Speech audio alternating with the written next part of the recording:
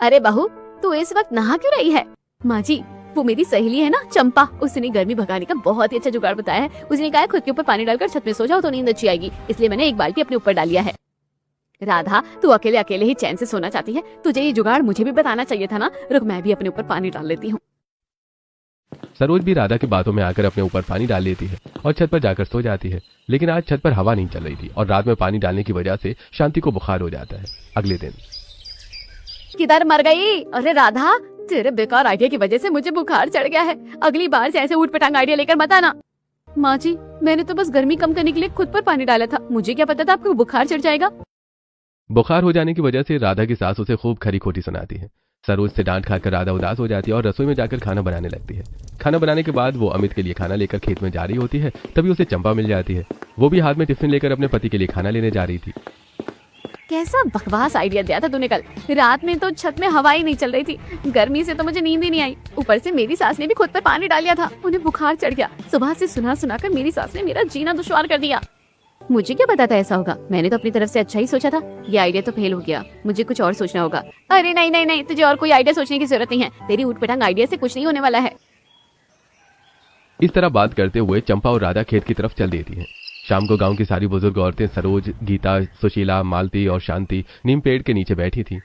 कोई हाथ का पंखा चला रही थी तो कोई सुपारी काट रही थी। सबकी जुबान पर बस एक ही मुद्दा था, गर्मी और बिजली। अरे गीता, जब से गर्मी शुरू हुई है, इस बिजली विभाग वालों ने हमारी नाक में दम कर रखा है। पता नहीं हमारी कौन सी पुश्तैनी दुश्मनी निकाल रहे हैं। सही कह रही है सरोज, जब देखो तब बत्ती गुल, ना दिन में चैन ना रात में आराम, ऊपर से बहू अलग परेशान करती है। मेरी बहू के कहने पर मैंने कल रात खुद पर पानी क्या डाला, मैं तो बीमार ही पड़ गई। एक तो इतनी गर्मी, ऊपर से मच्छर, और ये कुत्ते रात में अलग परेशान करते हैं। एक तरफ गांव की औरतें गप्पे लड़ा रही थी तो वहीं चौराहे पर बैठकर गांव के बुजुर्ग कुछ आदमी भी आपस में इसी बारे में चर्चा कर रहे थे।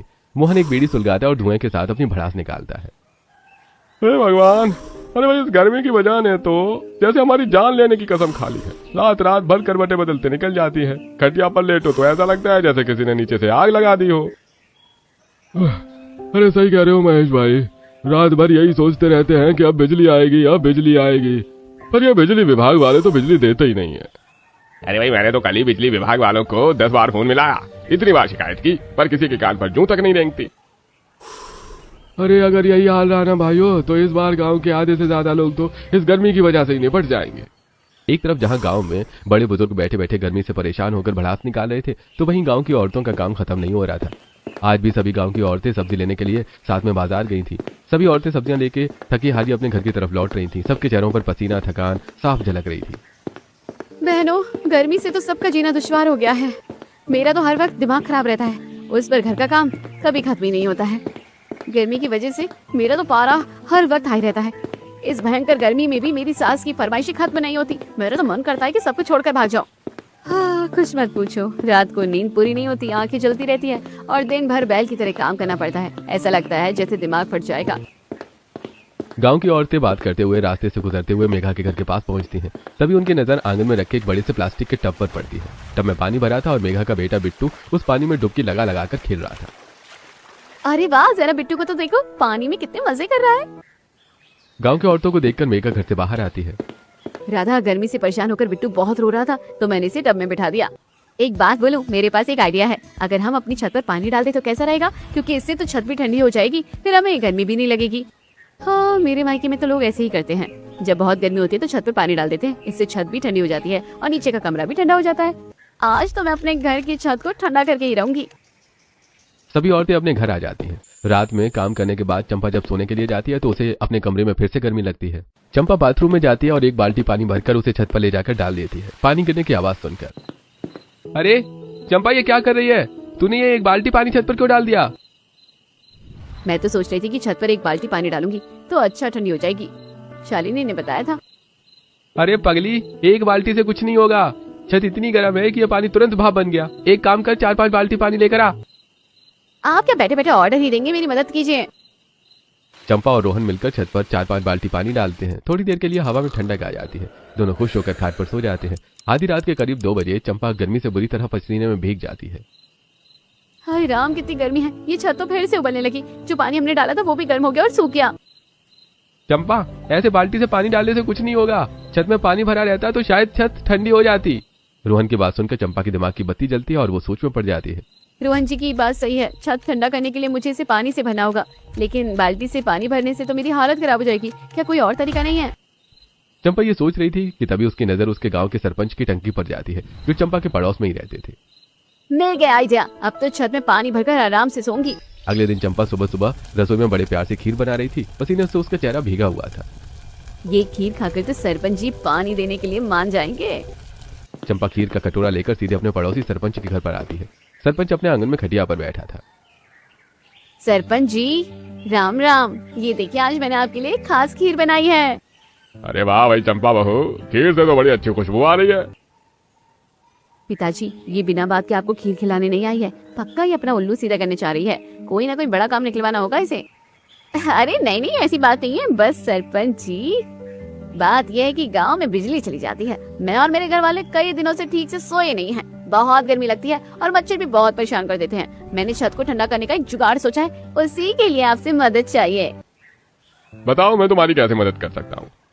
वो सरपंच जी, आप तो कितने दयालु हैं और हर किसी की मदद करते हैं। मैं वो बोल रही थी कि आपकी टंकी से जो पानी ओवरफ्लो हुआ, अगर आप वो पानी पाइप से मेरी छत पर डाल देते हैं तो मेरा काम बन जाएगा।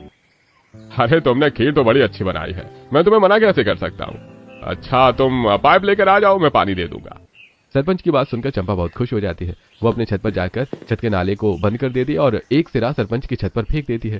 सरपंच ओवरफ्लो हुआ पानी चंपा को पाइप से दे देता है। चंपा जो अपनी छत पर पानी भर रही थी, तब उसकी सास शांति उसके पास आती है।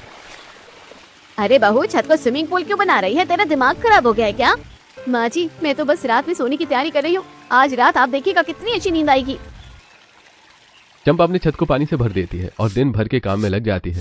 रात में चंपा, रोहन और उसके साथ शांति चारपाई लेकर छत पर आ जाते हैं। पानी भरे होने की वजह से छत ठंडी रहती है, तो उन्हें उस रात बड़ी अच्छी नींद आती है। अगली सुबह सुमन छत पर अचार डालने के लिए आती है तो देखती है कि चंपा और उसका पूरा परिवार मजे से सो रहा है। उसकी छत में पानी भरा हुआ है। अरे चंपा, ये सब क्या है? तूने छत में पानी क्यों भरा है? और तुम लोग पानी पर चारपाई लगाकर क्यों सो रहे हो? सुमन, मैंने आखिरकार छत को ठंडा करने का तरीका ढूंढ लिया है। मैंने छत को ठंडा करने के लिए पानी भरा है। कल रात हमारी छत भी ठंडी थी और हम पूरी रात आराम से सोए। क्या सच कह रही हो तुम? हाँ सुमन बिटिया, चंपा सही कह रही है। कल रात बड़ी दिनों बाद अच्छी नींद आई है। शांति की बात सुनकर सुमन का चेहरा खुशी से खिल जाता है। सुमन नीचे जाकर ये बात अपनी सास और आसपास की औरतों को भी बताती है। देखते ही देखते पूरे गांव में ये बात फैल जाती है। गांव वाले अपनी छत पर पानी भरवाने के लिए सरपंच के पास आते हैं। सरपंच जी, हमारी छत पर भी पानी भर दीजिए ना। हाँ सरपंच जी, मेरी छत को भी पानी से भर दीजिए। सारे गांव वाले सरपंच से अपनी छत पर पानी भरने की बात करते हैं, जिसे सुनकर सरपंच गुस्सा हो जाता है। अरे तुम पागल हो गई हो क्या? मैं तुम सबको अपनी टंकी का पानी कैसे दूंगा? भाई मेरे पास मुफ्त का पानी थोड़े आ रहा है, मेरे भी पैसे लगते हैं, मैं नहीं दे सकता। सरपंच की बात सुनकर सभी गांव वाले उदास हो जाते हैं। अगर सरपंच जी हमें पानी नहीं दे सकते तो क्या हम सीधे जाकर टंकी वाले से ही पानी ले लें? राधा, शालिनी और बाकी औरतें अपने ससुर महेश और अशोक के साथ मिलकर गांव के उस आदमी के पास पहुंचती हैं, जिसके पास पानी सप्लाई करने वाला बड़ा टैंकर और इन्वर्टर वाला मोटर पंप है। भैया, हमें अपनी छतों पर पानी भरवाना है। आप अपने पाइप से हमारी छतों पर पानी भर दीजिए।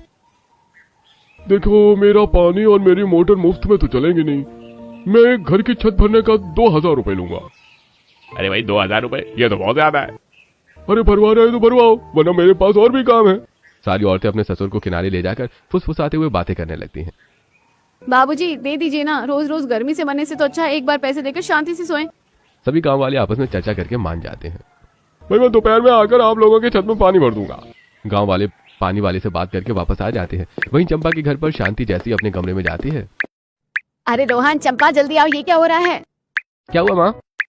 देख, छत से पानी टपक रहा है, पूरी दीवार पर सीलन आ गई है। अरे चंपा, हमने तो बहुत बड़ी गड़बड़ कर दी। छत पर अगर ऐसे ही पानी भरा रहा तो पूरी छत भरभरा कर नीचे गिर जाएगी। रोहन और चंपा मिलकर जल्दी जल्दी छत का नाला खोलते हैं और सारा पानी बहा देते हैं। गांव वाले तो पानी वाले को पैसे देकर आ गए हैं, पर ऐसे तो छत पर पानी भी नहीं भरा जा सकता। अब क्या करें? हम छत पर सीधे पानी डालने के बजाय बाजार से बड़ी वाली पन्नी ले आते हैं, फिर पन्नी को छत पर बिछाकर उसके ऊपर पानी भरेंगे तो पानी नीचे नहीं टपकेगा। चंपा ये बात आसपास की औरतों को बताती है। अरे मेघा, सुमन, शालिनी, आप लोग अपनी छत पर सीधे पानी मत डालिए, ऐसे छत खराब हो जाएगी। आप लोग बाजार से पानी खरीद कर छत पर पन्नी बिछाकर उस पर पानी डालिए। गांव के सभी लोग बाजार भागते हैं। औरतें मर्द सब मिलकर बड़ी बड़ी नीली और काली पन्नियां खरीद कर लाते हैं। मेघा अपने छत पर काली पन्नी बिछाती है तो शालिनी अपने छत पर ब्लू पन्नी बिछाती है। दोपहर में पानी वाला टैंकर पानी लेकर आ जाता है और सभी गांव वालों की छत को पानी से भर देता है। गांव की हर छत एक छोटे से स्विमिंग पूल जैसी लगने लगती है। मुझसे तो रात का इंतजार नहीं हो रहा। आज रात तो हम लोग सब आराम से सोएंगे। देखते ही देखते रात हो जाती है। खाना खाने के बाद शालिनी अपनी छत पर जाकर चारपाई लगाती है। सुमन का पति रोहन अपनी छत पर 2-3 चारपाई लगाता है। मेघा, शालिनी, राधा सबके घर वाले पानी भरे हुए छत में सोने की तैयारी कर रहे थे। कुछ लोग तो चारपाई लगाकर पहले ही सो चुके थे। आखिरकार आज गांव वाले सुकून की नींद सोएंगे। ये छत अब जाकर थोड़ी ठंडी हुई है।